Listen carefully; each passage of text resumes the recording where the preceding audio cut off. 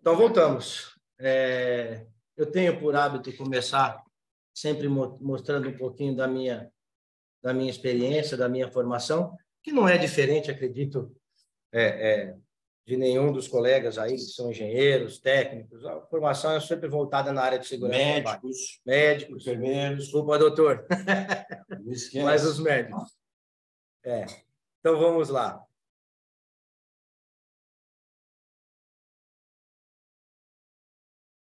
Aí, a pergunta que a gente sempre se faz é: qual é a legislação que trata de PPP ou de LTCAT? Qual é essa legislação? Qual NR fala? Qual é a NR que fala de PPP e LTCAT? Nenhuma.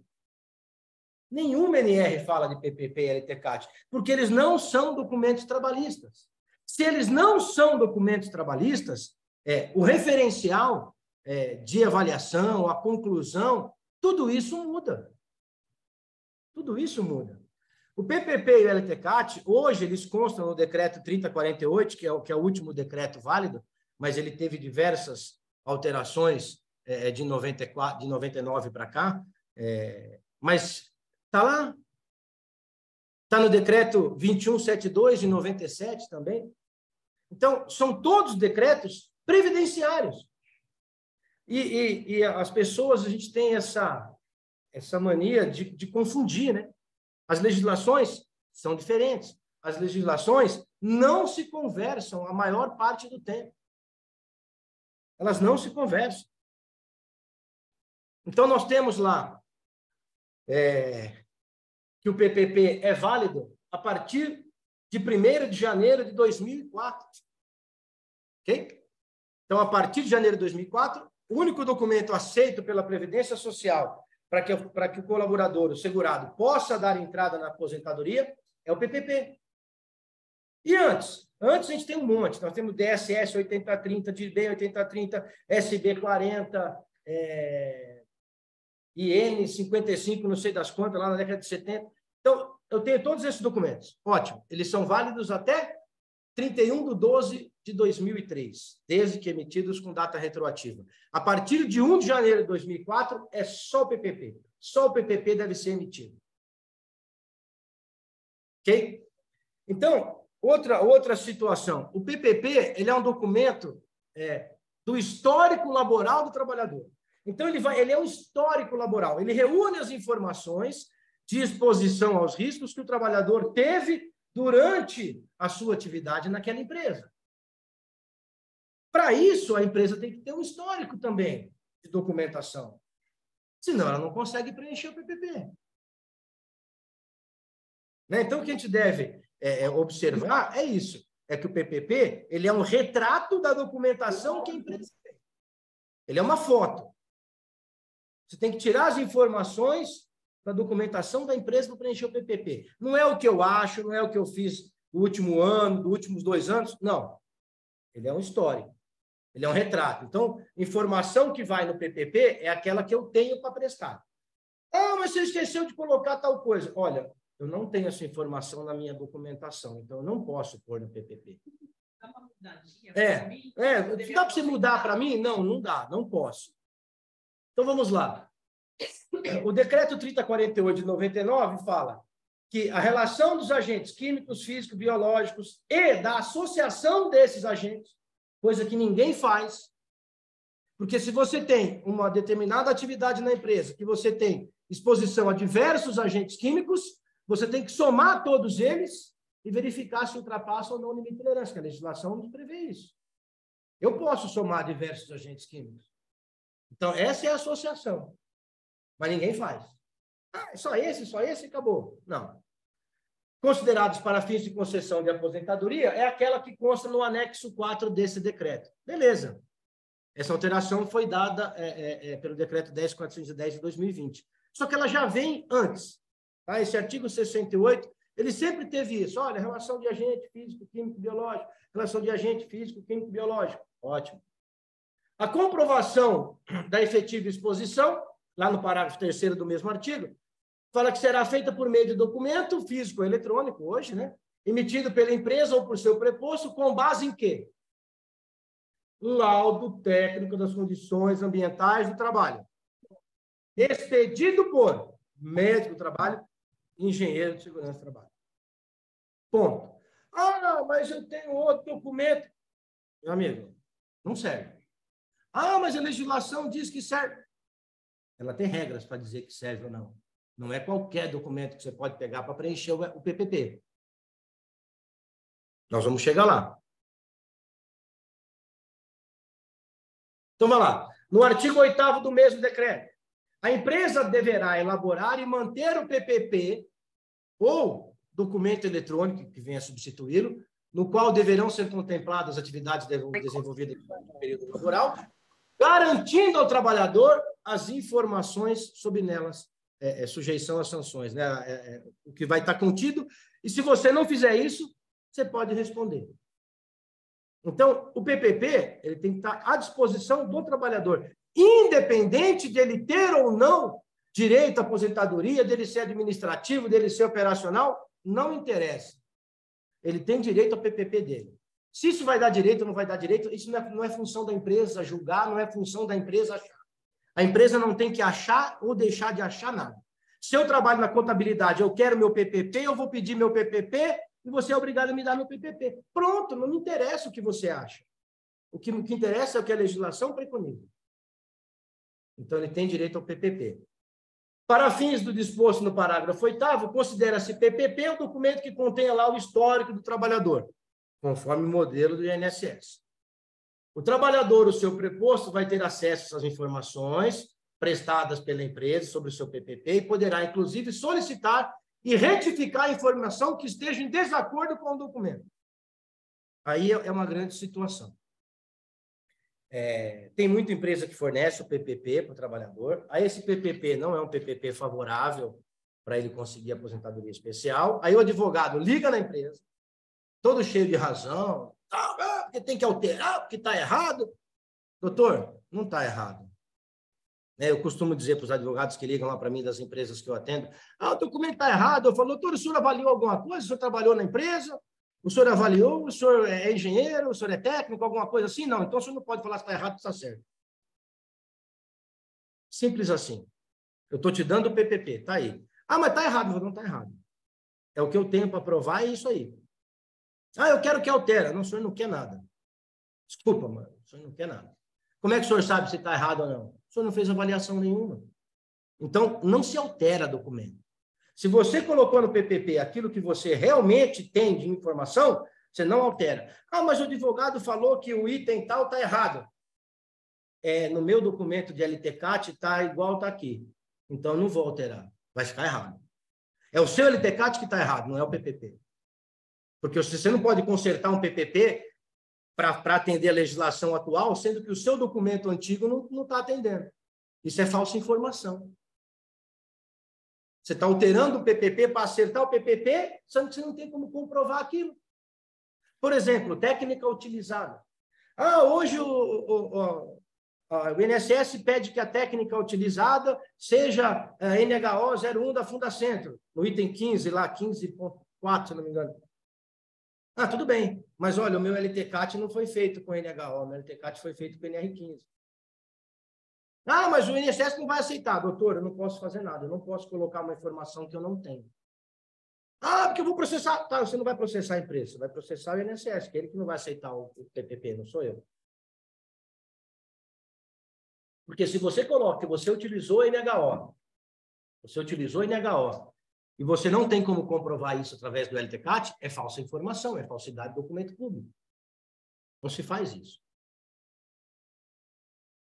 Eu deixei isso em vermelho, porque a empresa que não mantiver, parágrafo 6º, não mantiver laudo técnico atualizado com as referências aos agentes existentes no ambiente de trabalho, ou que emitir documento de comprovação da efetiva exposição, ou seja, qual é o documento de comprovação da efetiva exposição? PPP. Ou que eu emiti o PPP em desacordo com o laudo que eu tenho, é infração que se refere à linha N do inciso 2º do caput do artigo 283. Ou seja, é falsidade de documento público. Quem assinou o PPP vai responder criminalmente por isso, porque emitiu um documento em desacordo com o que você tem como comprovar. Ah, mas no meu documento fizeram o meu LTCAT aqui, eles não apontaram o risco X. E agora? E agora você não tem risco X para pôr no PPP, amigão. Ah, coitado do funcionário, não posso fazer nada. A empresa errou na contratação da consultoria lá atrás. O problema é da empresa. Você não contratou, você não vai pôr no PPP. Você não contratou a empresa certa para fazer seu documento, você não vai pôr no PPP. Ah, vou prejudicar o funcionário? Vai, infelizmente vai. Você não vai consertar um PPP sem ter como embasar, porque é falsidade de documento público. Complicado. Mas, infelizmente, é o que manda a legislação. Você não pode fazer diferente. Você não pode escolher aquilo que você faz. Você tem que fazer o que está lá. E a pessoa não pode se Estou fazendo agora, tá? não evidenciou isso? Pode. Pode. Aí, como eu não sei, você tem que entrar em contato com o jurídico. A pergunta do doutor Ricardo falou assim, se a empresa não pode ir atrás da consultoria e penalizar a consultoria por ter prestado um serviço inadequado, porque não apontou algum risco lá no documento. Pode. Agora, como ela vai fazer isso? Aí é com o advogado. Aí não é comigo. Eu não sou advogado, mas eu sei que pode. Porque é isso que, às vezes, essa é a única defesa que você vai ter com relação ao INSS. Porque o INSS, quando pega um PPP, ele recebe um PPP de um funcionário que está pedindo aposentadoria especial, ele pode pedir para a empresa o LTCAT. Se o agente do INSS constatar que você colocou lá um risco no PPP que não está no LTCAT, ele já pode ali mesmo pedir a abertura de um processo contra a empresa, por falsidade de documento público. Não precisa nem esperar nada. Então, se a empresa não fez, é bom fazer. É bom refazer. Vamos lá. Muitas pessoas me perguntam, me falam assim, Roque, você está falando que eu não posso preencher o PPP com o PPRA? Pode. Está aqui, olha.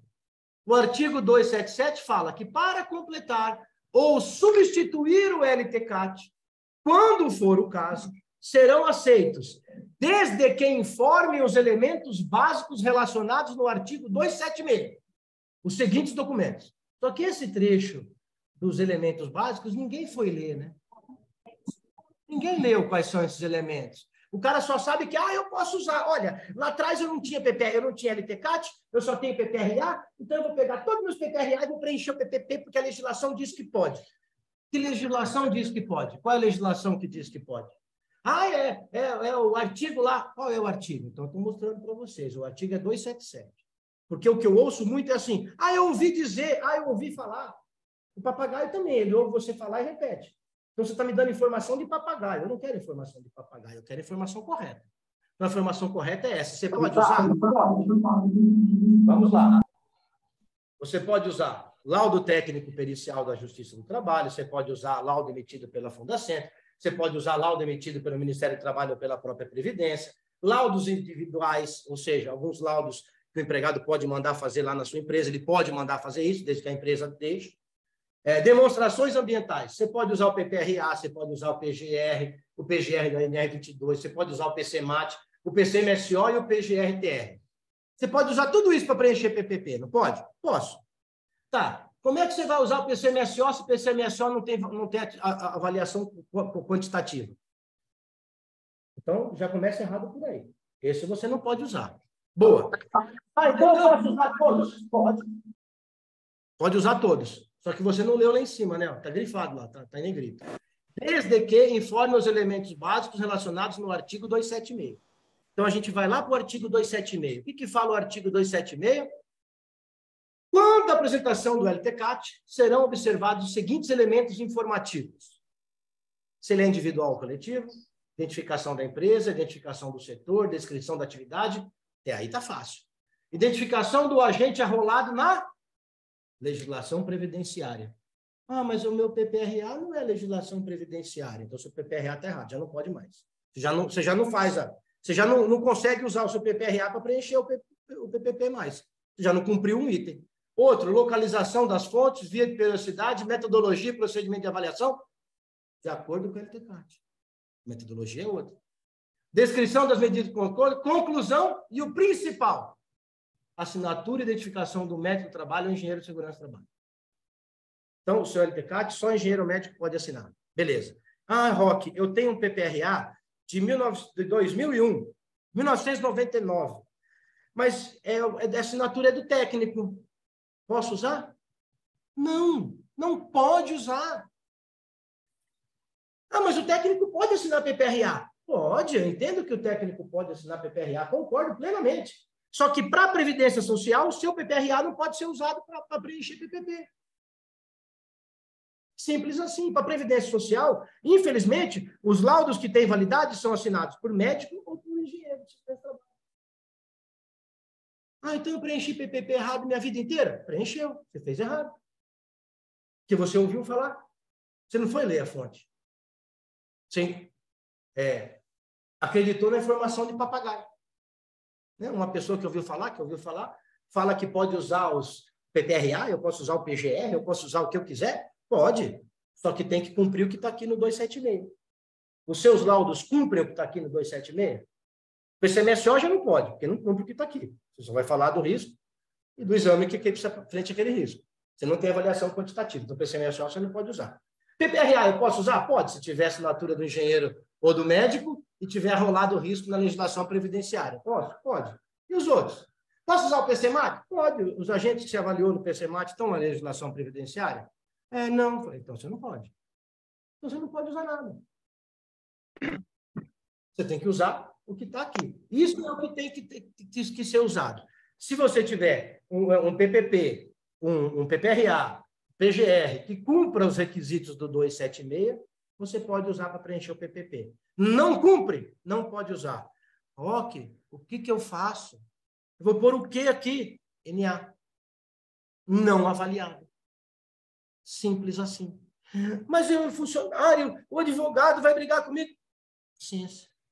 Se você colocar aquilo que você não tem como comprovar, é falsa informação. Quem assinou vai responder por crime de falsidade de documento público.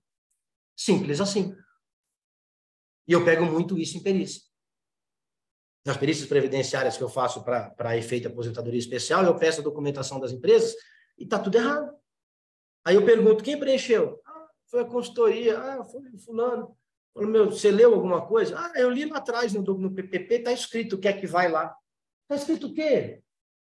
Aquilo é para quem nunca viu aquilo na vida. Mas como se preenche o documento, quais as informações corretas, não está escrito lá. Então, preenche errado. Preencher errado é falsa informação. Qual é o curso técnico ou curso de engenharia de segurança do trabalho que alguém fez que passou a legislação previdenciária? Eu não conheço nenhum. Eu fui coordenador de curso técnico durante 4 anos. E não tem no conteúdo programático de nenhuma instituição a parte previdenciária. Muito menos na pós-graduação. Eu dei aula na pós-graduação. Ajudei a desenvolver conteúdo programático para pós-graduação. E não tem. Não é exigência de nenhum. Ninguém ensina. A gente não sabe. Mas agora a gente está tendo uma ideia. Então, vamos fazer o certo. Qual a metodologia de avaliação do LTCAT? Pois é, nós temos 2 metodologias que podem ser consideradas. Até 2003, ou seja, a partir de 2003 até 2013, nós temos a metodologia expressa pelo parágrafo 11 do Decreto 4882 de 2003. Antes de 2003, só existia NR15. Não existia NHO, não existia nada. Então, até 2003, a metodologia de avaliação, se você tiver nos seus LTCATs, tal, tudo vai estar escrito lá, NR15, porque não existia outra. De 2003 até 2013, nós temos esse parágrafo 11 desse Decreto 4882, que alterou o 3048, que fala que as avaliações ambientais deverão considerar a classificação dos agentes nocivos e os limites de tolerância exigidos pela legislação trabalhista, bem como metodologia e procedimento estabelecido pela Fundacentro. Então, a partir de 2003, metodologia Fundacentro. Então, você pegar um PPRA, por exemplo, dessa época, que está escrito lá, avaliação de ruído, pontual, 89, pontual. Esse pontual não serve para nada. Sabe por que serve decibelímetro hoje? Para encher o bolso de quem vende. Porque para quem compra não serve para nada. Serve para você medir o ruído do ar-condicionado, para você medir o ruído de uma máquina, para fazer avaliação ocupacional com decibelímetro? Pelo amor de Deus.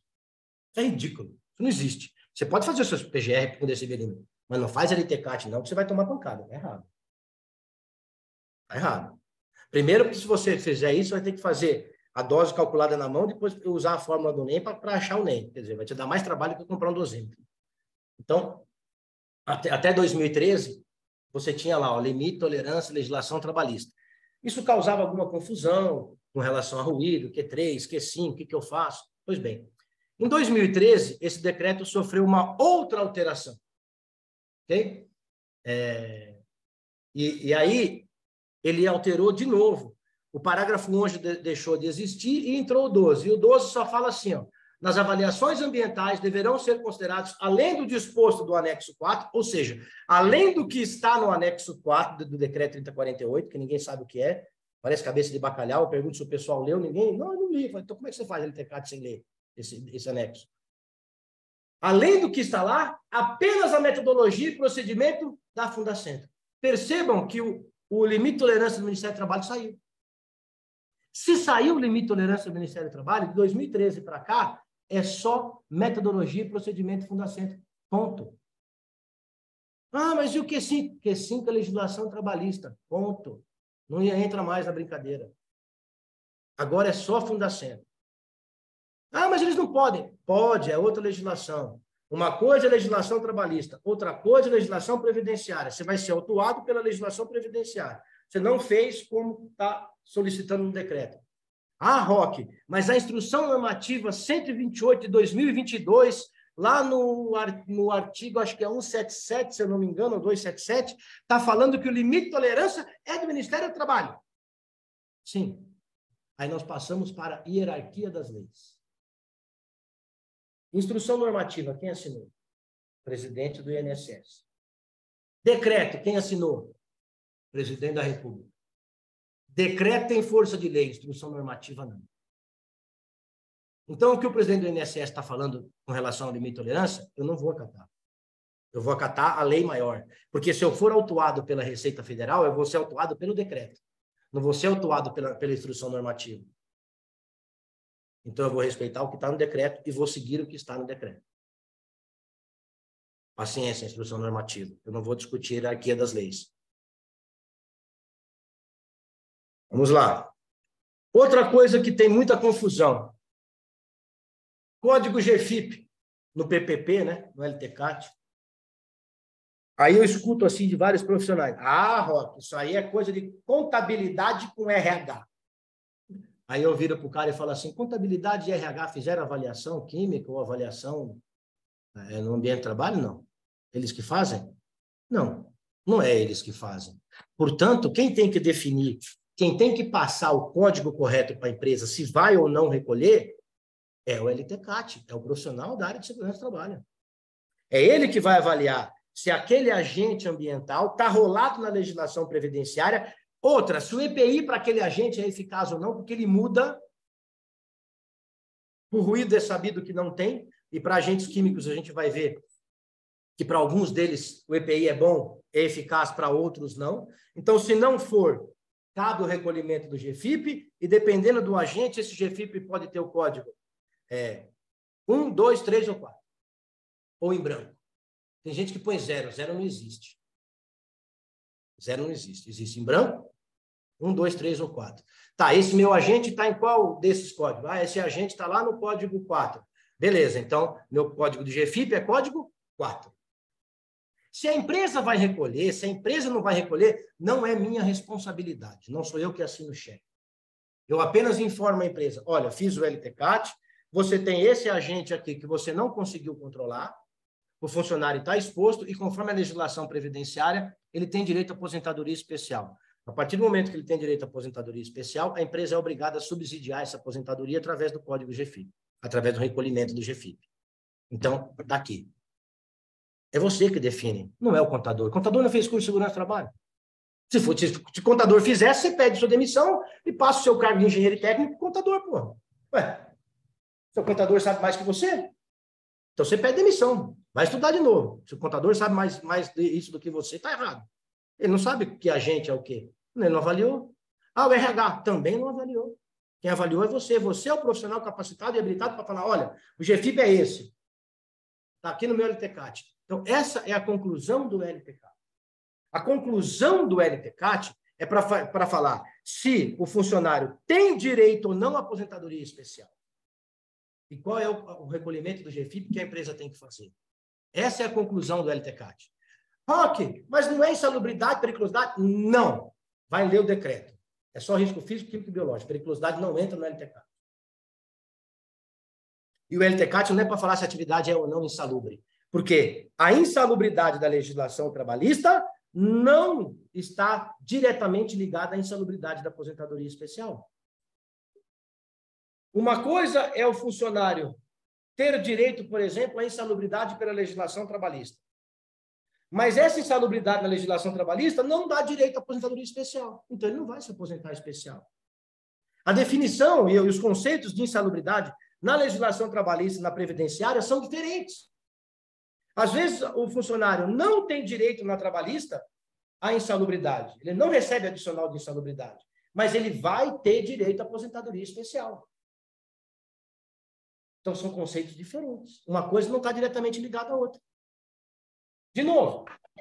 Então, para a classificação dessa ocorrência, deve ser consultada a tabela de classificação dos agentes nocivos, lá do anexo 4 da Previdência Social, no NR15, anexo 4, e as suas alterações posteriores, do decreto 3048.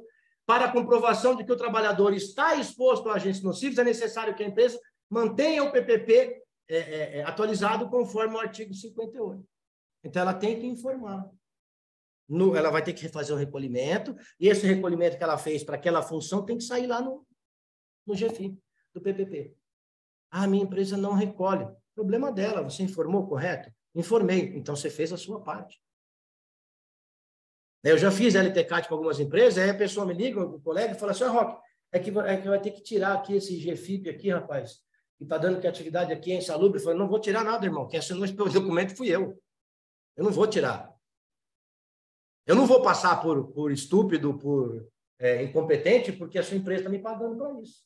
Ela não paga os anos que eu estudei, ela não me paga o CREA, ela não é dona do meu CREA. O dono do meu CREA sou eu. Eu fiz o recolhimento, fiz a avaliação, fiz todo o levantamento e a conclusão é essa. Você quer usar essa conclusão, você usa. Você não quer, você não usa. Agora, a empresa não vai definir o que eu tenho que fazer ou não. Ela decide o que ela faz com o dinheiro dela. Mas eu decido o que eu faço com o meu laudo. O laudo é meu. E o meu laudo apontou isso. Você quer ajuda para a gente corrigir isso, para a sua empresa não recolher? Então, vamos marcar uma reunião, a gente presta consultoria para você, para que você não tenha que recolher esse GFIP. Vamos consertar essa situação que está errada. Agora, eu vou fazer um documento errado porque você quer? Muito obrigado. Não precisa nem conversar comigo nesse sentido. Códigos de GFIP. Códigos de em branco A4. De em branco A4. Não existe zero. Eu vejo muita gente colocar zero. Não existe zero. Existe em branco. Então, eles são utilizados para definir se os empregados com apenas... Eu só coloquei esse que é um emprego formal, tá? Porque às vezes a empresa não sabe se o cara tem 2 registros em carteira ou não.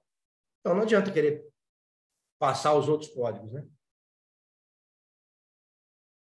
Código em branco, lá no LTCAT, no PPP, significa que o funcionário não tem exposição a agente nocivo. Aí você coloca um código em branco desse e dá o PPP para o funcionário escrito lá, 86 decibéis. Nossa Senhora! E está em branco. Como é que não tem exposição a agente nocivo? Está lá, 86 decibéis. Você confessou que ele tem exposição a agente nocivo e não recolheu por quê? Ah, mas o EPI... Eu não estou discutindo EPI com ruído. Para a legislação previdenciária, protetor auditivo não é considerado. Ele não evide. Então, o funcionário tem direito à aposentadoria. Se o funcionário tem direito à aposentadoria, a empresa tinha que estar recolhendo o GFIP dele. Você é réu, confesso. Você já passou. Olha que absurdo. Então, em branco, nunca teve exposto, ou seja, você não vai ter impacto nenhum econômico para a empresa. não precisa recolher nada. Código 01. O trabalhador não tem exposição ao agente nocivo. Contudo, ele já esteve exposto a um agente nocivo lá atrás. E ele foi neutralizado por alguma situação. De novo, não tem impacto nenhum. Não precisa recolher alíquota nenhuma suplementar aí, de GFIP. Ok? Código 2. É quando o funcionário está exposto a um agente nocivo que dá direito à aposentadoria especial de 15 anos. Ah, onde é que eu vejo isso? Decreto 3048, amigão. Vai lá. Fica a dica. Fica a dica. Todos os decretos previdenciários juntos dão umas 2.700 páginas, mais ou menos. Quem não tem preguiça de ler não vai a lugar nenhum, né? Aí, assim, o impacto econômico, se você tiver um funcionário exposto a esse tipo de agente, é 12% sobre o salário bruto do trabalhador que você vai recolher, com o código GFIP 02. Mas, oi. Se eu tenho uma máquina que gerar zero, rebaixou, aí... Vai o código 01. Isso. Se você tinha um ruído lá atrás, ele já esteve exposto a esse agente insalubre. E hoje você não tem mais, é código 01. Já esteve exposto, mas hoje não está mais. Aí você tem que refazer o LTCAT.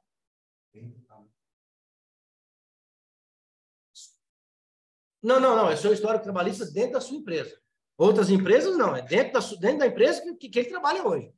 Código 03. Agente nocivo que dá direito à aposentadoria especial de 20 anos. É o código 03. Alíquota, 9%. Código 04, que é o mais utilizado, que é o que tem a maior quantidade de agentes nocivos. O ruído está aqui, por exemplo, o calor está aí também no código 04. Frio também está. E aí a gente discute muito sobre o frio. Exposição a agente nocivo com aposentadoria especial para 25 anos. Alíquota suplementar de 6% sobre o salário. Né? O frio a gente consegue eliminar, o calor só diminuindo a exposição do trabalhador. Né? Você tem algum ambiente que tem calor, eu tenho alguns clientes que têm forjaria, e aí a gente faz um rodízio lá de funcionário na forjaria para não ter que pagar, porque eu tenho outros clientes que ele preferiu por pagar, ele falou, eu vou pagar porque o que esse cara faz aqui, ninguém faz, eu pago para ele, acabou. O cara fica lá, a 39 graus de BUTG lá o tempo todo, o calor infernal.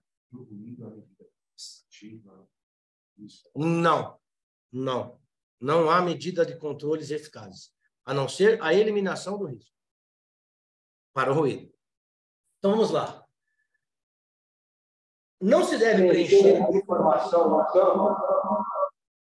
do GFIP, cujas empresas, né, não expõem os trabalhadores a agente nocivo. O código 01 só é utilizado para quem deixou de ter a exposição. Se o cara nunca teve, não é 01, é 0. Coloco isso porque a gente fala assim, mas não é 01, não. 01 não. 01 é porque ele já teve exposto lá atrás. Hoje ele não está mais, então o código é em branco. Ok? E aí aqui. Quem define o código GFIP que a empresa deve recolher? O LTCAT é que define e informa qual o código que a empresa deve recolher. É o LTCAT. Ou seja, é o engenheiro ou o médico que vai definir qual é o código que a empresa vai ter que recolher para aquele agente. Aí eu pergunto, quem tem o LTCAT com a conclusão correta? Eu fiz 80 e poucas perícias previdenciárias nesse mês de maio. Só peguei 2 LTCAT. Eles não estavam falando do código GFIP, só estavam falando da aposentadoria especial. O código GFIP eles não estavam falando. Ele dava a conclusão da aposentadoria especial, mas ele não informava qual o código GFIP. Como é que o contador vai saber? Como é que o contador vai saber? Como é que o RH vai saber? Essa é a obrigação de quem faz o LTCAT, informar. De casa. Sou eu que faço. Exemplos de agentes ambientais que o GFIP deverá ser recolhido independentemente do uso de equipamento de proteção individual ou de equipamento de proteção coletiva. O ruído, acabou. Está acima do limite? Esquece. Ou você elimina a fonte, ou você minimiza essa exposição na fonte, ou você vai ter que recolher o GFII pescado. Desde que você faça uma dosimetria bonitinha, com NEM projetado para 8 horas, que muita gente não faz. Vai lá com decibelímetro, tira uma foto do decibelímetro escrito 87 decibéis, ou então coloca assim, de 78 a 90. Gente, presta atenção. 78 a 90 dá mais de 500% de diferença. Como é que você coloca isso no LTCAT? Isso é ridículo, isso não existe. Isso é gente sem capacitação técnica, sem informação. Não existe variação de ruído para colocar isso no LTCAT. Isso é absurdo. É absurdo. Você entendeu? É absurdo. O meu ruído aqui variou de 80, aqui, ó, no decibelímetro, o menor que deu foi 80, o maior 89. Ô, estúpido, não existe decibelímetro para avaliação do NEM. Não tem variação. NEM é exposição normatizada para 8 horas. Ela não é variável, ela é uma dose expressa em decibéis. Então, não tem variação. Não existe. Tudo bem? Então, ruído acima foi. Alguns agentes químicos. Então, que agente químico? Cara, é alguns, né? Tem um monte, tem uma tabela lá gigante. Eu só vou dar o exemplo de um aqui, o benzeno, por exemplo. Se você tem algum agente químico que você usa na sua empresa e ele é composto de benzeno, você dançou. Mas eu comprei aqui no Zé Galinha, aqui do material de construção, Zé Galinha aqui da esquina, eu comprei um potinho aqui de benzina aqui. Dançou. Dançou. O depósito do Zé Galinha aí não te ajudou em nada. Você dançou. Tem benzina? Tem benzeno na composição? Tem. Então, acabou. Ou então, vamos supor, uma coisa que as empresas fazem que é muito errado é varredura de solvente. Quando você faz uma varredura de solvente, você vai pegar vários solventes, xileno, tolueno, benzeno, N-butila, acetato, não sei das quantas, você pega aquele monte. Não existe metodologia analítica com resultado zero. Ela sempre vai ser que o equipamento vai sempre pegar acima de alguma coisa. A bombinha de amostragem, ela vai ter lá o limite dela. Então, ela pega só acima de 0,001 de benzeno. Então, ela vai sair lá menor que 0,001. É zero? Não. Então, tem benzeno. Então, não faça varredura de solvente, você está dando um tiro no pé. Avalia somente aquilo que realmente deve ser. Porque, se tiver, não existe limite seguro. Tá? Esse parecer foi dado pela Fundacentro através de uma avaliação em indústrias petrolíferas e chegou-se a essa conclusão e o INSS adotou essa conclusão da Fundacentro. Então, tem uma relação gigante lá de agente químico que o EPI não elide. São agentes químicos todos com potencial carcinogênico e você tem que avaliar a FISP de tudo quanto é agente químico que você usa. As pessoas não avaliam, elas vão lá no item 3 da FISP. Não é só o 3, é a FISP inteira. Tem que saber analisar uma FISP inteira para você poder escapar disso. Se não, você colocou no seu LTCAT, lançou no E-Social, aquele agente químico, não interessa se ele tem limite de tolerância na legislação trabalhista, não quero saber. Eu não estou falando de legislação trabalhista, estou falando de legislação previdenciária. E alguns agentes químicos, não existe limite de tolerância seguro na legislação previdenciária. Você vai ter que acabar recolhendo o GFIP e vai acabar se dando mal por causa disso. Mas isso a gente tem como passar depois. PPP. Alguém já se perguntou para que serve o item? Vou só dar um exemplo aqui, tá? Porque é muita coisa para a gente falar, mas um exemplo, o item 13.2, para que serve esse item do PPP? Local de lotação e atribuição? Para que serve isso? O item 1 é o CNPJ do domicílio tributário, tudo bem? O item 1, CNPJ, domicílio tributário, ou seja, é onde o funcionário está registrado. Aqui embaixo, lotação e atribuição, é aonde o funcionário presta serviço. Então, esse PPP, esse item deveria ser preenchido muito por empresa prestadora de serviço. Então, eu tenho uma empresa de limpeza, que a minha matriz é aqui na rua 24 de maio. E o meu funcionário trabalha na Dupont, lá de Alphaville. O meu CNPJ que vai aqui embaixo é o CNPJ da Dupont. Porque o risco que ele está exposto é o risco lá da Dupont, não é o meu aqui. E as pessoas não colocam. Não sabem preencher, não sabem para que serve. Aí eu mesmo. Falei, o INSS é burro, ele pôs aí para repetir. É por isso que o INSS pôs. É porque ele quer que você repete. O INSS não é para pagar, ele não precisa repetir isso, gente. Ele quer saber aonde o funcionário está exposto. Qual é o risco que ele está exposto? É lá do local de trabalho dele, não é aqui. Na minha sede, na minha matriz. É lá. Isso vai acabar com o PPP eletrônico. Porque no PPP eletrônico, para as empresas prestadoras de serviço, eu tenho que colocar lá no e-social qual é o CNPJ da prestação de serviço. O PPP eletrônico acabou, vai sair certo. Isso está servindo para de 2022 para trás, né? Sempre serviu, na realidade, mas isso agora vai acabar. Porque eu presto serviço para algumas empresas que são prestadoras de serviço e o CNPJ tributário dele é um e aonde ele presta serviço é outro. E isso eu tenho que lançar lá na minha planilha do e-social para subir para o e-social.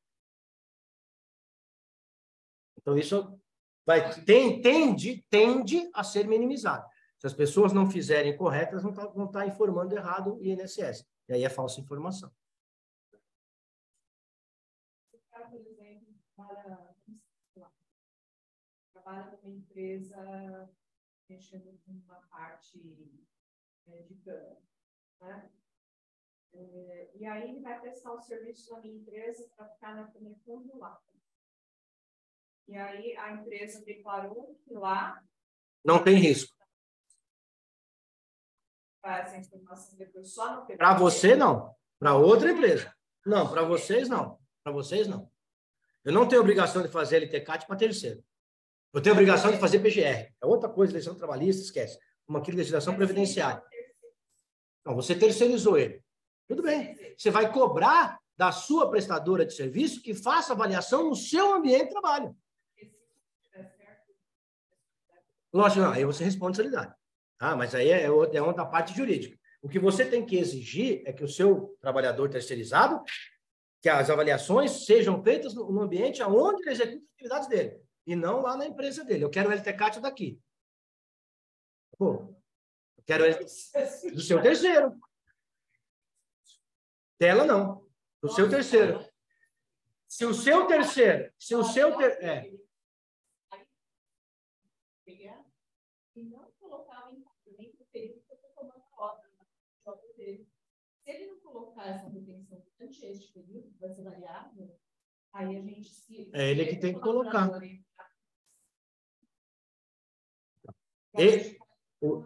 O LTCAT é da empresa. Se eu sou tomador de serviço, eu tenho que exigir do meu terceiro toda a documentação, inclusive o LTCAT, para mim ver se aquilo realmente é de fato. O outro item do PPP que dá muito problema é na técnica utilizada. Ai, Roque, o advogado ligou aqui, falou que tem que ser NHO 01, que tem que ser NHO 01.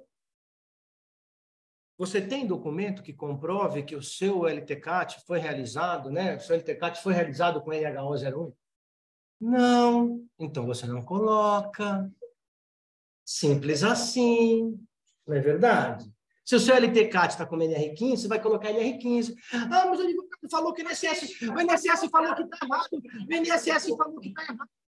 Então, está errado foi o seu documento. Então, você mantenha o erro no PPP. Você não conserta o PPP. Você tem que consertar o seu LTCAT. E não o PPP. Bem? O item 15.5, obrigatoriamente, deverá ser preenchido conforme o LTCAT.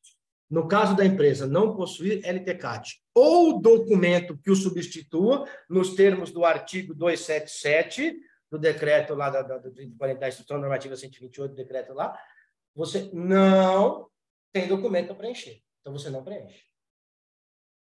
O seu documento não substitui o LTCAT, ele não tem assinatura do engenheiro. Ele não foi avaliado conforme a legislação previdenciária. Então, o seu documento não substitui. Você não coloca. Se você colocar, é crime. Você está informando errado. E aí, as pessoas não leem o que está escrito no final do LTCAT. As pessoas acham que isso é o quê? É letrinha? É sopa de letrinha? Não, isso não é uma sopa de letrinha, isso é uma declaração de quem assina o documento. Está lá, declaramos para todos os fins que as informações prestadas são verídicas e foram transcritas fielmente dos registros administrativos e das demonstrações ambientais. Ou seja, o que está aqui eu tenho como provar. É de nosso conhecimento que a prestação de informação falsa constitui crime de falsificação de documento público. Como é que você preenche um PPP baseado num documento que não tem nada a ver com legislação previdenciária, num PPRA, feito em 1930 por um técnico de segurança com decibelímetro, e fala que você seguiu fielmente? Primeiro, você não está cumprindo o artigo lá, o 277. Você não tem documento, não está em NA. Como é que você coloca que você cumpriu fielmente o meu documento com o laudo? Você não cumpriu nada, isso é mentira. A pessoa que assinou vai prestar contas com o poder público depois. Quando eu faço experiência previdenciária, é uma das coisas que eu alego todo mundo. Eu chego lá e falo, amigão, de onde você tirou isso aqui? Ah, desse documento. Eu falo, está errado. Ah, mas é que é o único que eu tinha. O único que você tem está errado. Você devia ter preenchido DNA. Você não aprendeu isso? Não. Pois é. Eu também não sabia. Até 2015 eu não sabia. Mas a partir de 2015 eu estou sabendo. Então, agora é minha obrigação fazer o certo. Então, está errado, vou colocar no meu documento que você prestou, no meu laudo, que você prestou falsa informação. Não posso fazer nada. O seu PPP é falso. Se o INSS vai pegar o meu laudo e usar contra a empresa ou não, o problema não é meu. Mas eu vou constar essa informação, porque é minha obrigação.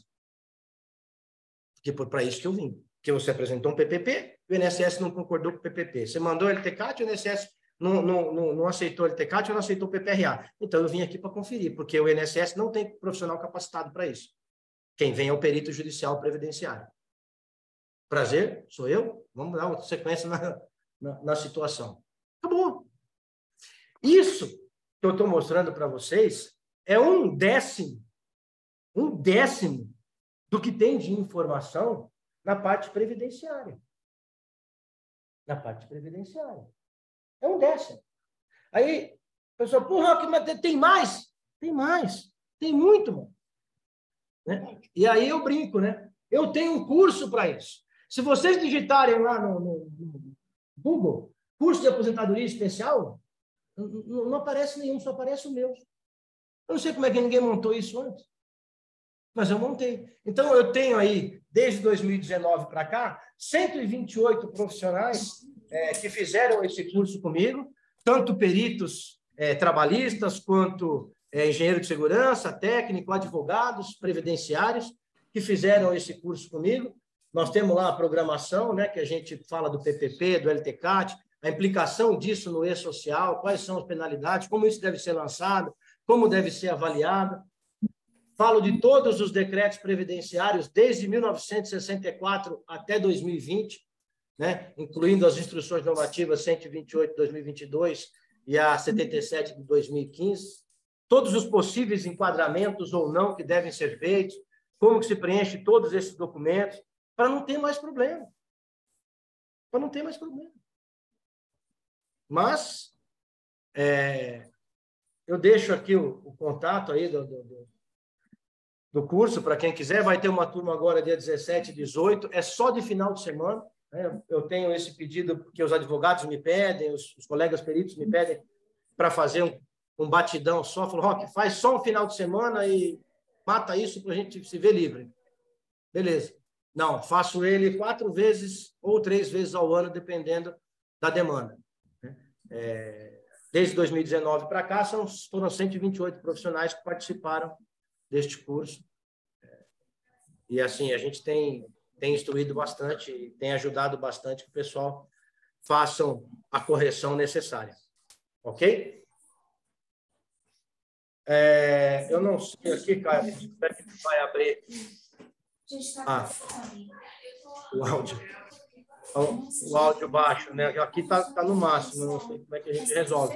Mas, senhores, eu fico aberto aí a... É muito ruim, sabe?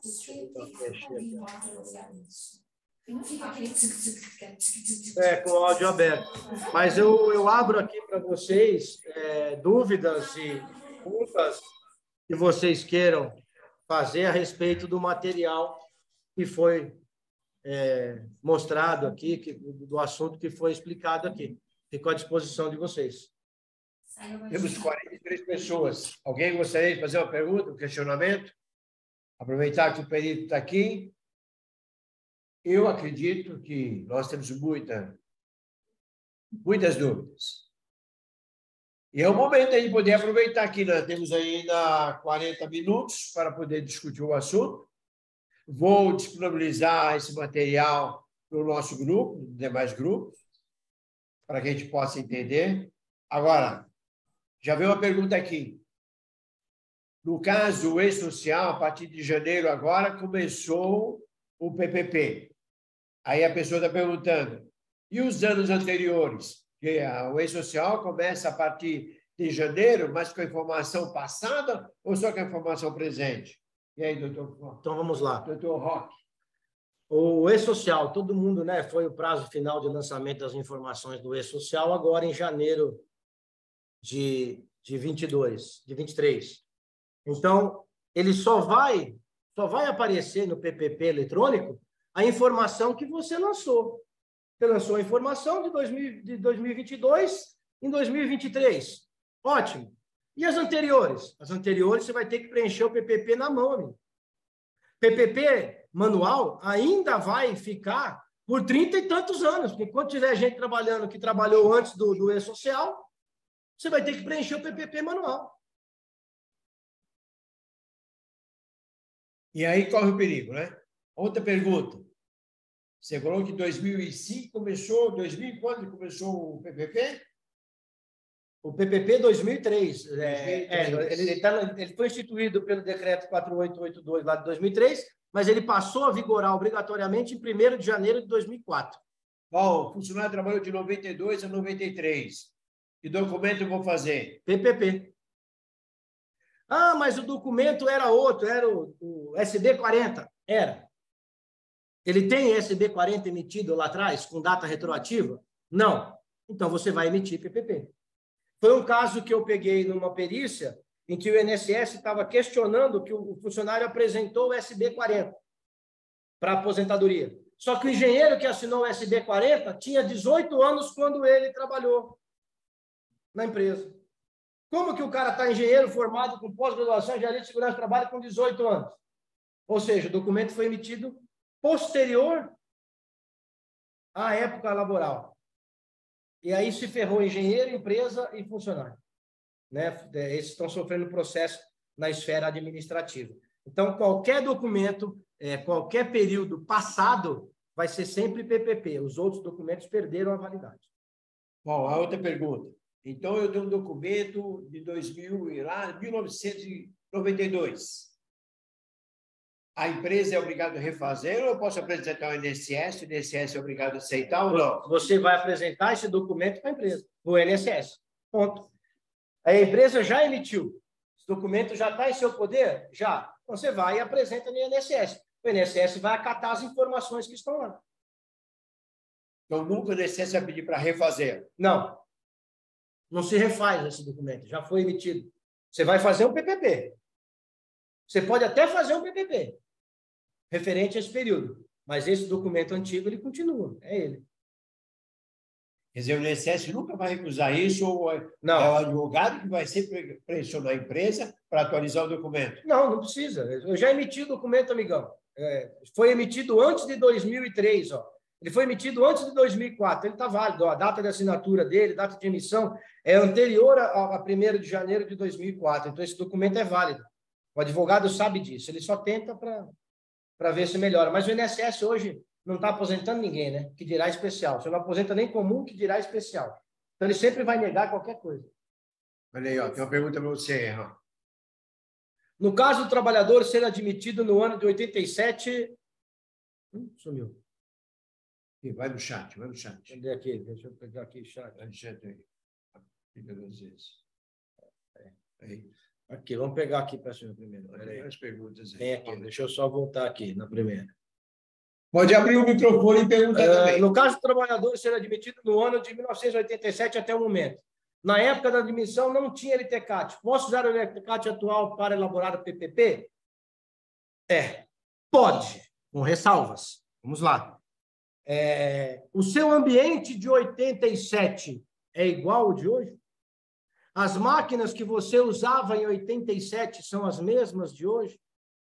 Então, é assim, eu só posso usar um laudo que nós chamamos de laudo extemporâneo, eu só posso usar isso se a empresa reconhecer que a minha exposição, o meu ambiente em 1987 é perfeitamente similar ao ambiente de hoje. É compatível com o ambiente de hoje. Se eu tiver essa certeza, eu posso utilizar. Se não for o mesmo ambiente, não for as mesmas máquinas, não for um ambiente similar, eu não posso utilizar. E aí, lá atrás, eu vou colocar NA no período de avaliação. E daqui para frente, eu uso o meu LTCAT novo. Então, se eu tiver que utilizar esse documento extemporâneo, eu vou lá no item de observação do PPP. E o item de observação do PPP não é enfeite, é feito para a gente colocar as observações. Então, você vai lá, observação. Informo, declaramos para fins de direito que as avaliações ambientais referentes ao período de 87 até 95, por exemplo, foram retiradas do LTCAT produzido no ano de 2010, pois a empresa reconhece que o ambiente não sofreu alteração significativa e que a exposição do autor é a mesma até hoje. O documento foi emitido pelo engenheiro tal, no ano tal, com RT tal, bonitinho. Você coloca todas essas informações lá. Que a empresa reconhece isso. Ok? Porque ela está pegando um laudo extemporâneo. Se não tiver esse reconhecimento, não faça. Não faça. Aqui fala, referente à exposição ao frio, só é enquadrado como especial até 97? Não. Não. Vamos lá. Ele consta no decreto 57.831, claramente o frio até 1997. Contudo, nas sucessivas alterações, fala que os agentes ambientais a serem avaliados são aqueles do Ministério do Trabalho. Então, se o frio está listado na lista do Ministério do Trabalho como insalubre, o INSS aceita isso, porque os agentes ambientais são do Ministério do Trabalho também. Além do que está no decreto, os agentes ambientais da NR15, como insalubres, também são considerados. Contudo, o frio, o EPI elide a exposição, desde que comprovada essa situação através do uso de equipamento de proteção individual, enfim, desse tipo de situação. Agora, há que se ter consciência do seguinte, eu faço muita perícia trabalhista também, a gente vai em muito supermercado por aí, Japona usa quem quer, né? Japona usa quem quer. Né? Tem muitas empresas de supermercado por aí que eu vou, a pessoa fala, eu tenho aqui, uma Japona. Eu falo, mas quantos funcionários você tem aqui? 6. Mas só entra um de cada vez. Isso é desculpa ridícula, estúpida de quem não conhece nada de segurança do trabalho. Isso não pode ser considerado. Não dá para considerar isso. EPI? Cada um tem que ter o seu. Agora, eu não posso usar assim, se ele quiser, ele usa, como é que eu vou verificar? Você vai cobrar o seu encarregado. É ele que você tem que cobrar se o funcionário usa ou não. Então, dependendo do nível de exposição que a pessoa tem, só a Japona funciona? Funciona. Dependendo do nível de exposição, não. Vai usar calça. Vai usar balaclava, vai usar o que tiver que usar. Né? Tem outras medidas de controle, a entrada na câmara fria, controle de entrada, quanto tempo entrou, quanto tempo saiu. Eu vou ter que fazer isso. Então não faz, continua pagando insalubridade, pronto. Paga o GFIP e acabou, Tem preguiça de trabalhar? Não pode ter preguiça de trabalhar, tem que fazer a coisa acontecer. Vamos lá. Vou pegar uma outra questão aqui.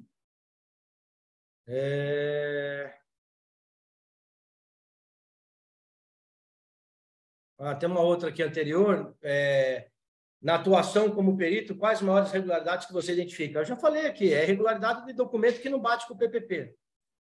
A pessoa não consegue fazer isso, fazer a coisa correta, né? O LTCAT bonitinho, PPP bonitinho, está tudo errado, está tudo trocado, tudo batendo cabeça. Se a empresa que o funcionário elaborou não existe mais, já se passaram 2 anos do término do contrato, como o funcionário pode conseguir esse PPP? Bom, então assim, PPP só se ele for através do sindicato, mas o INSS não vai considerar. O INSS, apesar de estar na lei, está tudo, o INSS não considera porque como é que o sindicato comprova através de laudo aquelas informações do PPP? Não comprova, então isso é furado. Isso é coisa para boi dormir, né? Então, não existe essa comprovação, então o PPP não é válido. O PPP, se o cara conseguiu o PPP, se a empresa fechou, ele consegue levantar os documentos, consegue correr atrás, tem um contador que está de posse desses documentos, tal, tudo. Consegue o PPP? Fazer o PPP? Consegue. Olha, não tem documentação, não tem nada. Então, não existe PPP. Esse funcionário vai ter que entrar na esfera da justiça previdenciária e pedir uma perícia por similaridade. É isso que ele vai ter que fazer. Ele não consegue essa comprovação. Mesmo o frio não constando no anexo 4 do decreto 48/99? Sim, mesmo o frio não constando no anexo 4, tem alguns decretos, alguns artigos do decreto que falam que os agentes ambientais são aqueles constantes, além do anexo 4, os agentes constantes na NR. Então, ele é considerado, se você não entregar EPI, e esse EPI não estiver sendo de forma eficaz, o cara vai ter direito à aposentadoria e você vai ter que recolher o GFIP. Se você não recolher, não tem problema. O INSS cobra isso de você depois. Tá? Mas o frio, assim, tem algumas regrinhas para a exposição, né?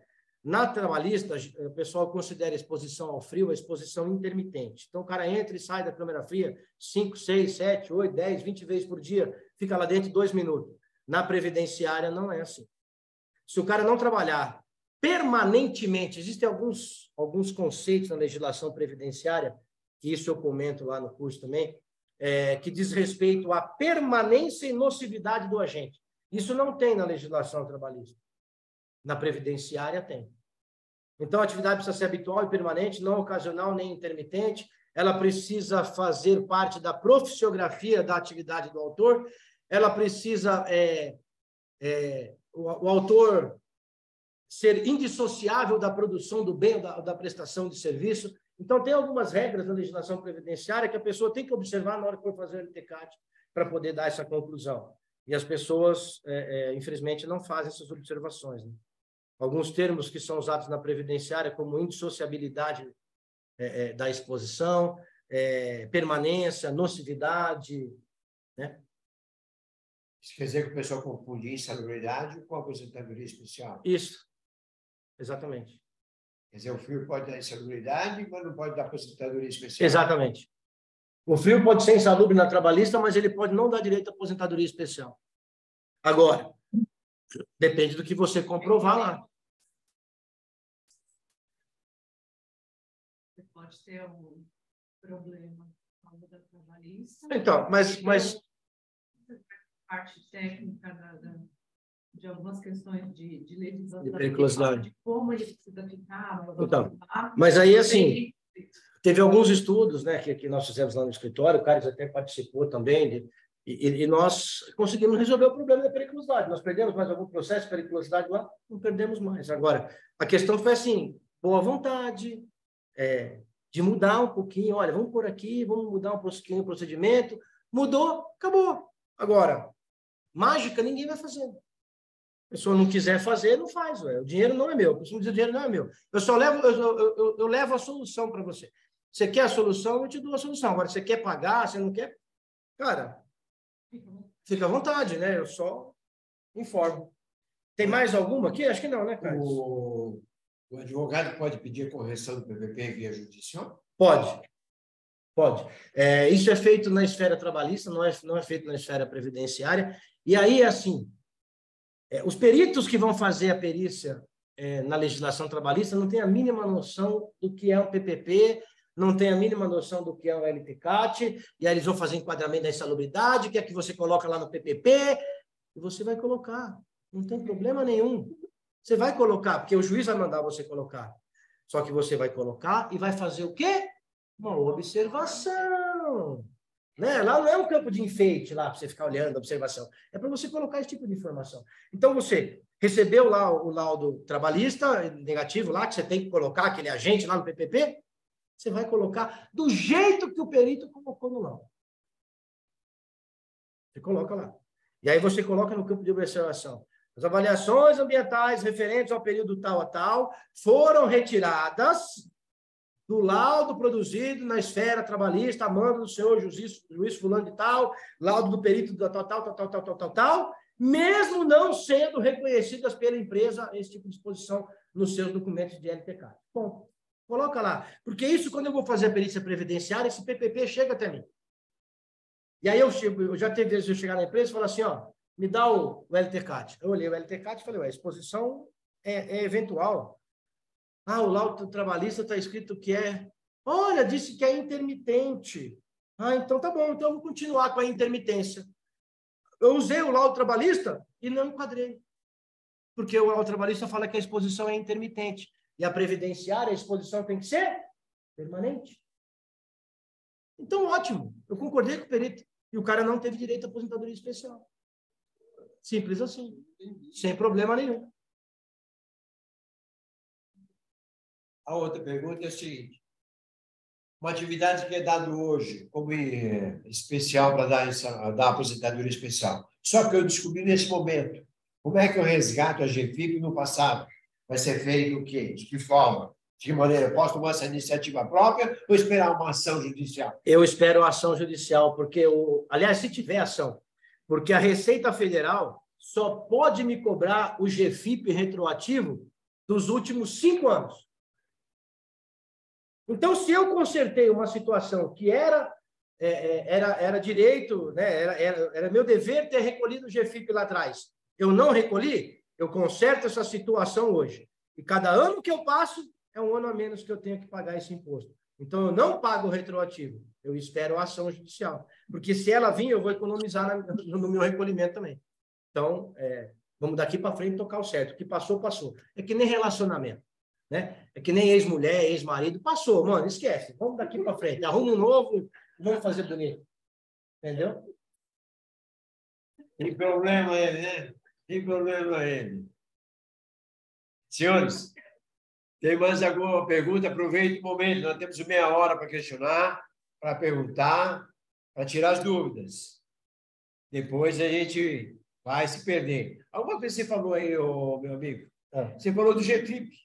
Que as empresas não colocam nada, que é segurança do trabalho que faz ou vai nomear ele através do LTCAT. Isso. De que forma isso é produzido para que os RH saibam disso, para que os recursos humanos saibam disso? Ué? Eu não vejo isso acontecer. Então, o que a gente chama muito é documento de gaveta, né?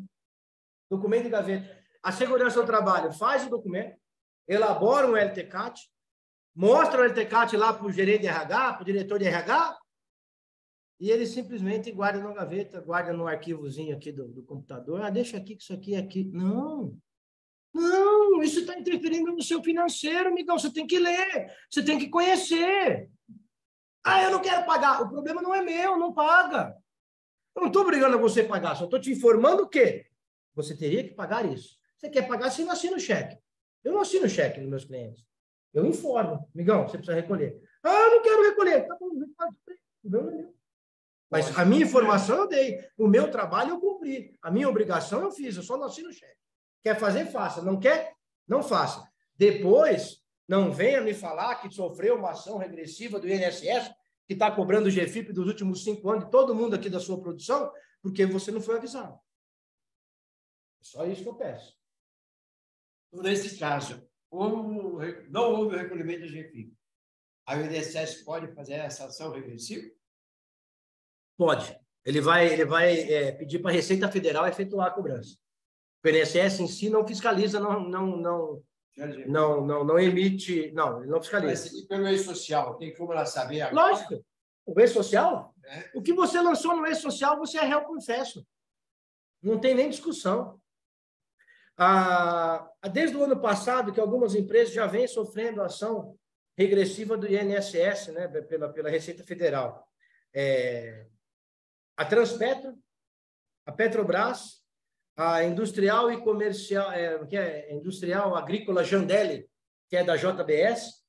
E aí você fala assim, mas é só as grandes. Sim, o colega da Receita Federal, com quem eu conversei alguns dias atrás aí, ele me falou que a cobrança está sendo feita, começando a ser feita pelas maiores. Ele não vai cobrar o Zezinho da esquina aqui de 300, 400, 500 reais que o cara está devendo. Ele vai cobrar outra de 1 milhão, 900 mil. Ele vai cobrar as maiores. Feita a cobrança das maiores, a orientação da Receita é para vir descendo a faixa de cobrança. Então, uma hora vai chegar em você. Uma hora vai chegar em você. Se você lançou o agente insalubre no E-Social e não recolheu o GFIP, você é réu, confesso. Você pode até receber só o DARF para pagar, não precisa nem de nada. Você só vai receber a DARF. Ó, recolheu o GFIP. Tantos mil aqui. Pode pagar. Tudo de uma vez. É isso aí. Você lançou? Voltando aí ao E-Social, o GFIP, aí o cara hoje tem que fazer a informação para fazer o PPP a partir de janeiro deste ano. Que documento base ele vai usar para dar informação ao E-Social para que possa complementar as informações solicitadas no PPP? O LTCAT. Documento que vai para o E-Social é LTCAT. Quem fala que é PGR é, infelizmente, um mal informado, para dizer mais agradavelmente. Para ser mais educado. É um mal informado. Não leu. Subentende que uma pessoa formada na área de segurança do trabalho, seja ela técnico, engenheiro, médico, é o mínimo que tem que saber é ler, né? Agora, se ele acha que ele vai lançar o PGR, então nem isso ele sabe. É um mal informado. É só o LTCAT que sobe para o E-Social, mais nada. E detalhe, as informações constantes no LTCAT tem que bater certinho com a folha. Nome de setor, tal, tudo bonitinho, senão não bate. Se você colocar, por exemplo, você tem lá um setor que você chama de produção. Você tem 12 funcionários na sua produção. E só um tem exposição a ruído. E você não subdividiu esse cara, você vai pagar para os outros 12 o GFIP, porque ele está no mesmo setor, aí você cansou. Presta atenção. Vamos lá. Uma dúvida aqui. Na emissão do PPP, posso colocar a observação que o histórico laboral do trabalhador correspondente ao período a partir de 1 de 2023 será disponibilizado no PPP eletrônico? Disponíveis ao segurado por meio dos canais digitais? Pode, não tem problema nenhum, é lei. Eu só vou preencher PPP manual de 2023 para trás. 2023 para frente, amigão, tá aqui, meu INSS entra aí, você baixa o seu PPP, eu não tenho que emitir mais PPP. Né? Eu faço esse serviço ainda para alguns clientes, né? Alguns clientes falam assim, eu não quero não, me manda aí o PPP dele que eu vou entregar para ele na demissão. Fica mais fácil de eu me livrar do cara aqui que ele está me enchendo o saco. Tudo bem. Eu vou lá, entro, emito o PPP dele e acabou. Não tem problema nenhum. O próprio funcionário pode fazer isso, o próprio RH da empresa pode fazer isso. Gente, apertar um botão para emitir um PPP eletrônico é tão rápido. Mas se a empresa não colocou as informações lá, como é que você vai fazer? Não vai emitir, vai sair sem nada. Vai sair zero. Não vai sair avaliação. Se não tiver informação lançada no E-Social, o PPP vai sair sem essas informações. Ele vai continuar a ser emitido. O INSS vai se pronunciar ou não vai? Então, depende do que você recolheu de código GFIP. Depende do risco que você colocou lá. Se não tem risco, não tem risco. Vai sair um PPP sem nada. Se você lança isso no E-Social, o que você lançou no S2240, está lá. Ele vai ser usado para preencher o seu PPP. Pronto, preencheu com o que está lá. Isso quer dizer que nós fazemos uma conclusão completa, geral, aí, entre insalubridade, periculosidade e que é a aposentadoria especial? Infelizmente, é o que mais ocorre, mas isso não é culpa dos profissionais da área de segurança do trabalho. Isso vem, uma coisa que vem lá de trás. Então, vem desde o MEC, que propõe um conteúdo para a empresa, para aprender, para o curso técnico, para a engenharia, para as faculdades. Todo mundo se preocupa com a legislação trabalhista e faz uma tremenda salada com a legislação previdenciária. E não dá para achar que é a mesma coisa. A mesma coisa é uma caixa de ovo. Então, isso quer dizer que nem tudo que é periculoso, que é insalubre, pode ser especial? Sim. Insalubridade na trabalhista não dá direito automático à aposentadoria especial. Ou a não insalubridade na trabalhista pode ser que dê direito à aposentadoria especial. Uma coisa não está diretamente ligada à outra. A aposentadoria especial tem regra própria. Insalubridade e periculosidade tem outra regra. Simples assim. Qual a sua recomendação para fazer o LTCAT? Usar a NR ou a NH? Não, a metodologia está lá no decreto. Sim. Os agentes ambientais podem ser do Ministério do Trabalho ou do lado do decreto 3048, contudo, a metodologia e procedimento de avaliação é NHO 01, ou NHO da Fundacentro, 01 para ruído e assim por diante. Mas tem algumas situações também que na trabalhista a gente não avalia. Por exemplo, se não tiver na NR15, eu não preciso avaliar. Né? Na previdenciária, não.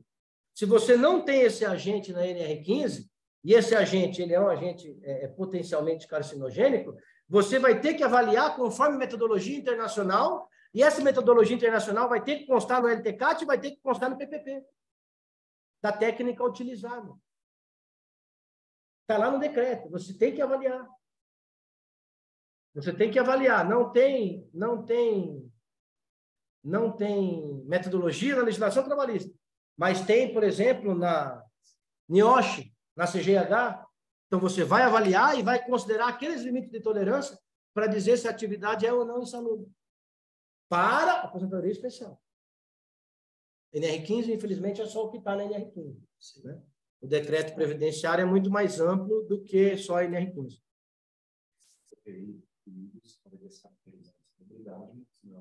Sim, isso, exatamente. O doutor está perguntando com relação ao ruído, né?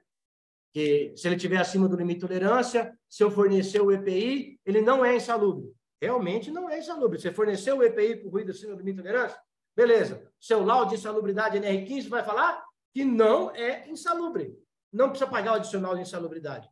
Contudo, no seu LTCAT, jamais você vai poder fazer essa observação. Porque a legislação previdenciária ela não aceita o EPI como descaracterizador da insalubridade para o ruído e para alguns agentes químicos também.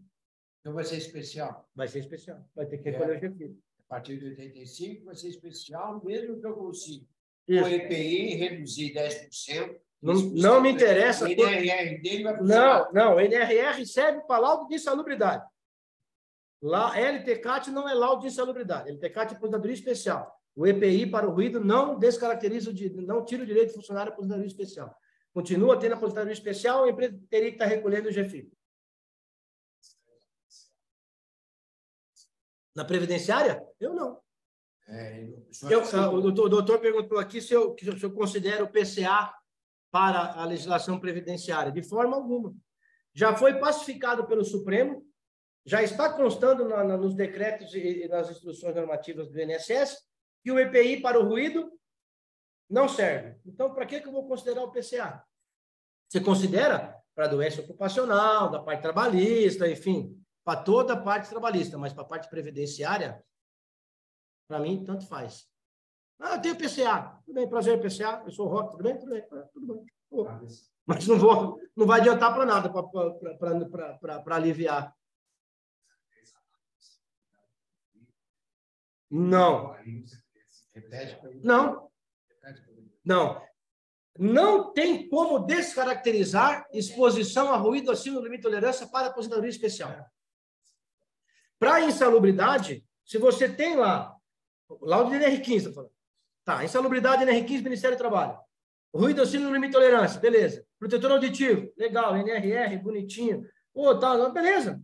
Fornecimento aqui e tal, não vou caracterizar para legislação trabalhista, para a insalubridade da legislação trabalhista. Não vou. Tem lá, você tem PCA, você tem ficha de EPI, você tem os EPI bonitinho, tudo correto, não tem insalubridade. Mas vai ter direito à aposentadoria especial, então. Não, só se eu tiver dúvida. Tá? O doutor perguntou se para perícia trabalhista eu exijo o PCA. Eu só exijo o PCA se eu tiver dúvida quanto a fornecimento e qualidade do EPI, aí eu vou buscar a informação da empresa no PCA. Caso contrário, se tiver tudo claro nas primeiras demonstrações que me fizerem, eu nem chego nesse ponto. Mas isso é legislação trabalhista. Tá? Para previdenciária, eu não olho nada, eu só olho o valor. Só existe um limite de tolerância na legislação previdenciária. É isso que as pessoas não entendem. Mas a R15, a NHO também fala que para 86 decibéis é tanto de tempo, para 87 é tanto. Eu não quero saber 86, 87. A legislação previdenciária só fala um limite de tolerância. 85 decibéis normatizado para 8 horas. Então, pouco me importa se ele está 4, 6 ou 10 horas exposto a ruído. O meu limite sempre vai ser 85 normatizado para 8. Sempre. Então, eu tenho... porque, aí, assim, por isso que eu falo que tem que fazer com dosímetro. Quando você faz uma avaliação com dosímetro, não interessa o tempo que o trabalhador está exposto ao ruído. Quando eu vou baixar esse documento, eu consigo normatizar ele para 8. E aí eu vou ter exposição normatizada por 8 horas, mesmo que ele tenha ficado 4, 5, 3 horas exposto ao ruído. Aí eu consigo normatizar para 8. É isso que o INSS me pede. Um único valor, 85 decibéis, com exposição normatizada para 8 horas. Então, se ele fica exposto 1, 2 ou 3 horas, pouco me importa. Eu vou normatizar isso para 8. Então, ele vai se diluir nessas 8 horas, beleza? Então, vai dar pode ser que dê abaixo do limite. Ok, está abaixo do limite, acabou. Pronto, não tem problema nenhum. Então, não existe outros limites na legislação previdenciária. Só existe 85 decibéis, normatizado para 8 horas. Então, isso quer dizer que o funcionário está numa área que é ruidosa, recebeu IPI, não recebe essa anuidade. E ele não sabe que o 85 vai dar direito à aposentadoria especial. E você não recolheu a GFI. Ótimo. O advogado vai entrar na ação na justiça. Vai. Poder ajudar ele. Vai. Ele não sabe disso, você... Ele vai entrar, ele vai pegar o PPP, você vai informar lá, ele vai entrar lá na agência do INSS e a agência do INSS vai indeferir o pedido dele. Primeiro motivo, não tem código do GFIP recolhido para esse cara, a empresa não reconhece esse valor que está aí. Como que a empresa lança lá 87 decibéis e não reconheceu como insalubre? Ó, não quero saber. Essa então, existe na área, que a partir do momento que você tira a insalubridade através do IPI, você tira o direito da aposentadoria especial. Não tira. Não tira. Essa confusão é grande. É grande porque as pessoas não leem. É grande porque não lê, não corre atrás. Pô, mas é só ler, cara. É só ler. Espírito fechado na galera. A mescla, presta atenção, existem duas legislações, trabalhista e previdenciária. A mescla dessas duas legislações, sem que haja previsão legal, é inconstitucional.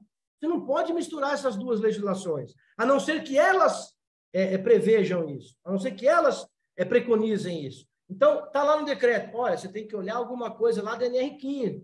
Você olha. Então, o próprio decreto previdenciário mandou você olhar na NR15, aí você vai e olha. Não mandou, fica quieto, você não tem que misturar por conta própria. São dois regimes diferentes. Você já trabalhou no comércio, no varejo? Já. Você está do lado oposto? Não, não estou do lado oposto, não. Eu estou do lado de vocês, eu quero ajudar. Eu não quero que todo mundo aposente especial. Eu acho que tem que aposentar especial aquele que realmente tem direito, aquele que não. Às vezes os meus colegas não vão falar, né? Mas eu tenho uma área ruidosa que é na minha, meu açougue. A Serra de Vidro está serrando o osso, pelo amor de Deus. Ótimo. Aí você está alertando ao pessoal que não está escutando aqui, que mesmo que não tenha estabilidade, que ele recebe IPI, beleza, mas a máquina dele estoura os 85, ele vai ter o direito de recolher. Aí não, por quê? Não, por quê? Cadê a avaliação? Cadê a dose? Cadê a dose? Mas eu não tenho, eu não fiz, e aí? Problema seu. Não, eu não, você vai me cobrar. Não, não. Se você não fez, você está errado. Mas, olha, vamos lá. Com todo o respeito. Para a pessoa conseguir um ruído acima de 85 decibéis num açougue com serra de fita, essa utilização da serra de fita é diária, habitual, não ocasional nem intermitente? Ela é habitual e permanente, não ocasional nem intermitente? Ou seja, isso ocorre durante as 8 horas de trabalho dele todos os dias da semana? É o que isso chegasse. Essa é a situação. A legislação previdenciária é clara. A atividade do autor tem que ser habitual e permanente. Aí tem uma vírgula. Não ocasional nem intermitente.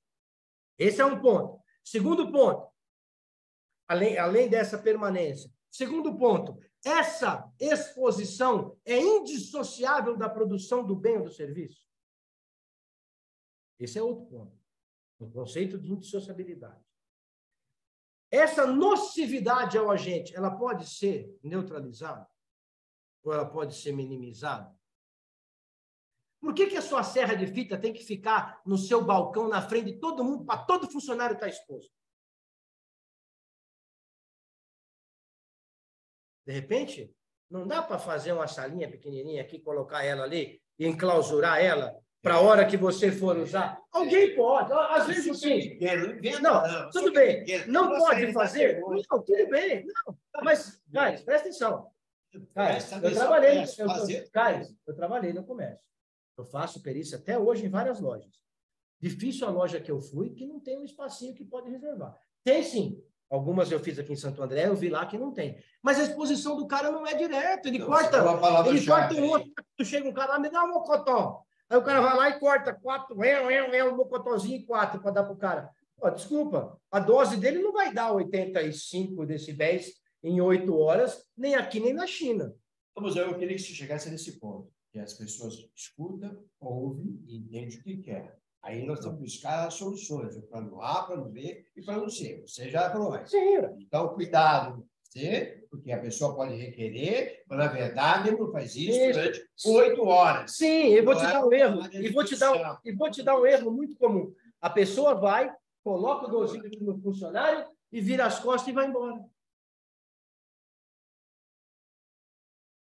Eu fiz isso num cliente, coloquei o dosímetro no cara, lá, o meu funcionário. E aí, em vez de ele ficar, que eu falei para ele, ô Andrezinho, você fica lá olhando, que esses caras aqui são tudo meio ligeiros. Ah, tá bom. Ele colocou o dosímetro no cara e foi dar uma volta, não sei onde ele foi. O cara, sabendo o que estava acontecendo, sentou do lado da máquina, assim, só faltou encostar a orelha do lado do motor da máquina, e ficou um tempão, dava para ver na câmera de segurança. O burro, ainda tem câmera de segurança na empresa, o cara nem percebeu, né? Não sabe. Ficou lá do lado da máquina. Aí ele saiu. Foi no banheiro. Chegou no banheiro, quem pegou ele falando sozinho no banheiro foi a pessoa de RH, que chegou lá e falou, o que você está fazendo? Ele estava dentro do banheiro, com a porta fechada. Aí a pessoa de RH foi no banheiro, ele entrou no banheiro, viu o cara. O que é isso? Bateu na porta e falou, amigão, o que está acontecendo aí? Quando ele se enroscou, ele saiu, ele estava com o dosímetro. A pessoa se ligou e falou, mas peraí, você está gritando aí dentro por quê? Ou seja, ele estava tentando aumentar a dose dele. Aí a pessoa vai fazer uma avaliação e larga o dosímetro na mão do funcionário. Olha que bonito. Olha que bonito. Não acompanha a dose que ela está fazendo para ver se realmente é aquilo. Porque tem funcionário que sabe o que você está fazendo. Eu fui ontem numa empresa de ônibus que o mecânico é técnico de segurança formado. Aí se eu pôr um dosímetro nele, ele sabe o que ele vai fazer com o dosímetro. Né? Não precisa nem ser técnico de segurança formado. Qualquer pessoa que sabe o que você está fazendo, está avaliando o ruído, então ele sabe que mais alto é melhor para ele, né? Então ele vai fazer tudo para detectar alto. Você tem que ficar do lado da pessoa. Não se deixa funcionário sozinho, com o equipamento andando para cima e para baixo. A não ser que você esteja numa área realmente ruidosa, você sabe que aquilo vai dar mesmo, então tanto faz como tanto fez. Você está fazendo só para desencargo de consciência. Mas no caso de um supermercado, eu não vejo, em hipótese alguma, algum setor dá acima de 85 decibéis numa dose. Se der, é porque foi mal feito, foi mal trabalhado, a pessoa que fez a avaliação volta para estudar de novo, que não serve. Dosimetria. Dosimetria. Dose, não é decibelímetro. O mínimo é 78, o máximo é 89. Por que eu quero saber o mínimo e o máximo? Você está fazendo o quê? Qual que? Você está avaliando o quê aí? Para que você quer saber o mínimo e o máximo? Eu quero saber a dose. Eu não quero saber mínimo e máximo. O seu decibelímetro, faz favor. Vende ele, sei lá, põe ele para fazer alguma avaliação de máquina, mas jamais com avaliação ocupacional. Pelo amor de Deus, hoje em dia, você não vai usar um PC 286 para rodar sua folha de pagamento, você vai demorar 5 dias. Você tem outra tecnologia muito mais avançada para rodar sua folha em minutos. Por que você vai usar um PC 286 do começo dos anos 2000? Pelo amor de Deus, tá de brincadeira. Fazendo um mexão. Quer dizer que o teu curso é 10 vezes mais do que você falou aqui? Tem muito mais coisa para falar do que foi falado aqui. Então, quer dizer, nós temos mais para aprender aqui no PP que você não falou. Aqui nós conversamos 1h45 minutos. Meu curso tem 16 horas lá. Então, só de agente químico, que eu não consegui falar aqui, nós temos lá umas 3h30 de situações. Calor, Calor nós temos problema padaria, tudo bem. Calor, frio. Você lançou. Todos são metodologias que a gente tem que usar conforme a NHO. E aí você tem algumas vibração, por exemplo, a empilhadeira, operador de empilhadeira, motorista de caminhão. Você tem um agente de vibração.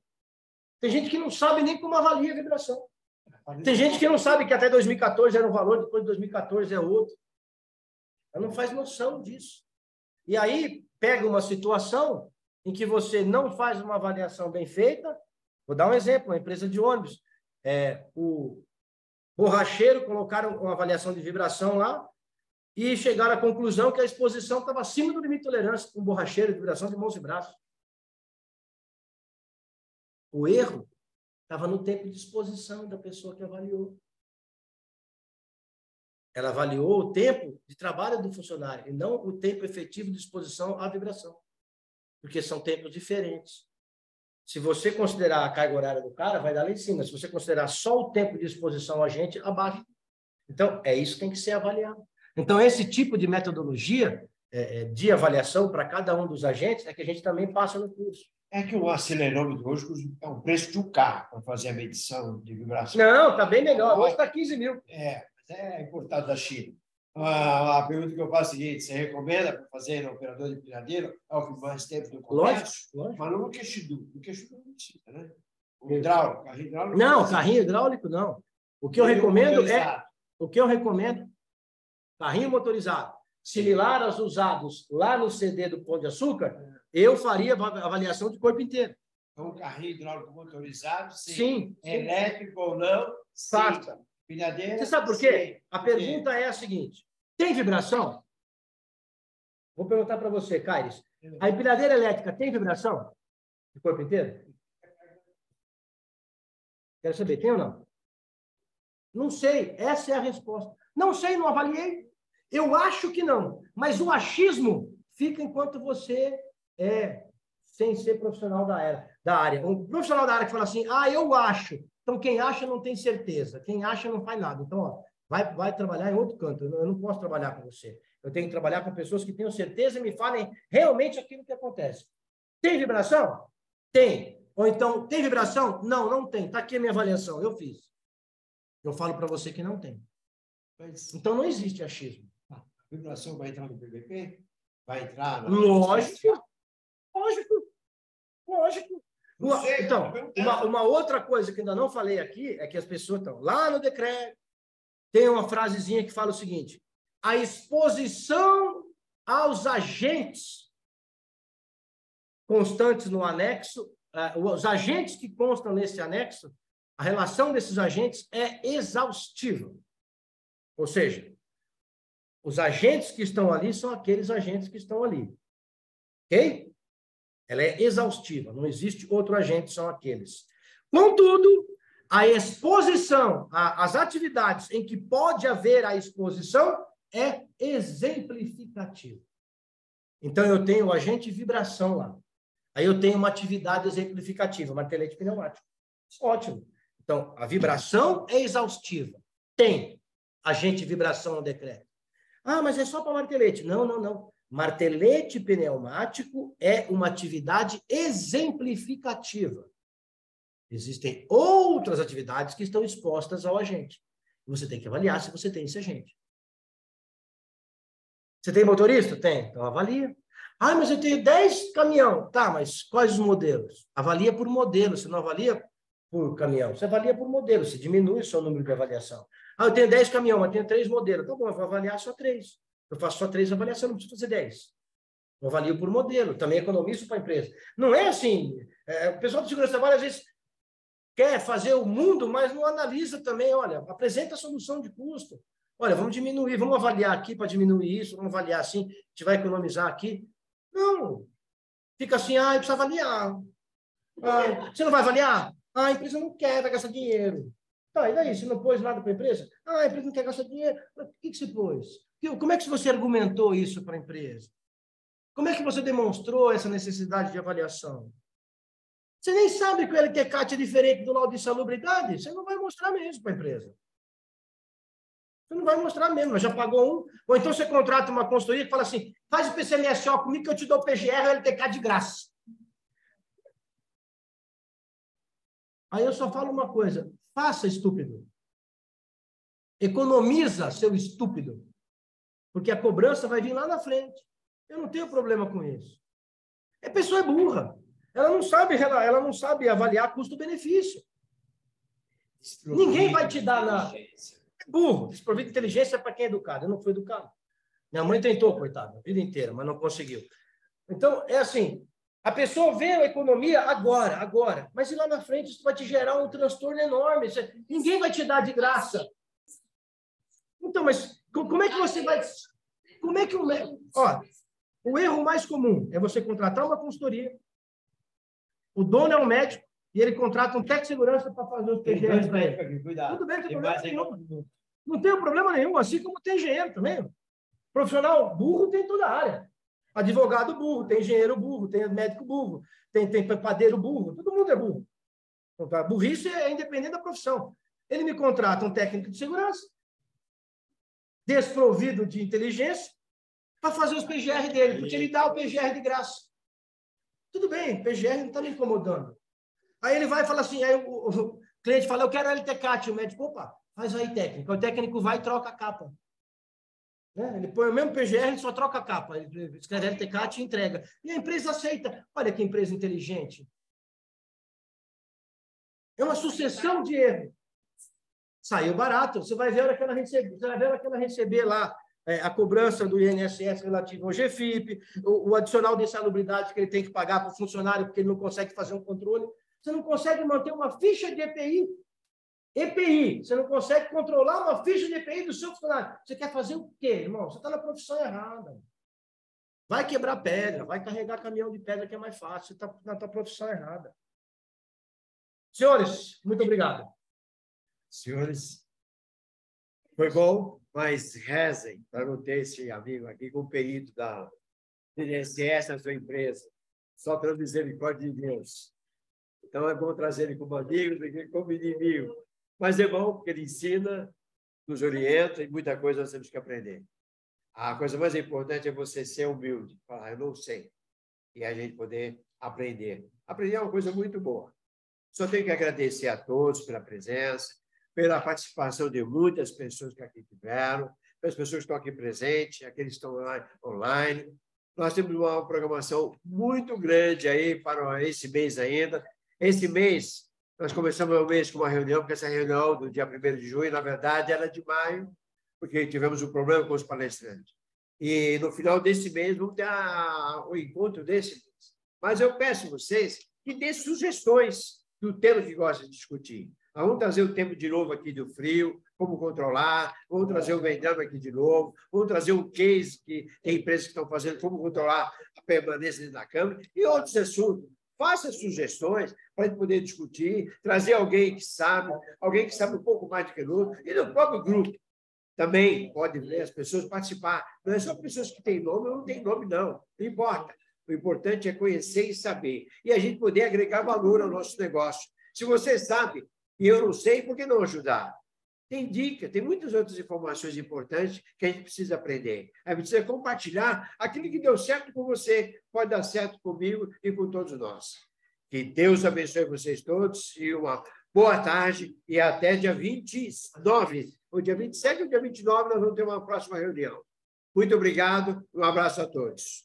Que Deus abençoe. Obrigado, Roque. Nada, obrigado a vocês. Mas ele na perícia ele é mais calmo, tá, senhores? Abraço.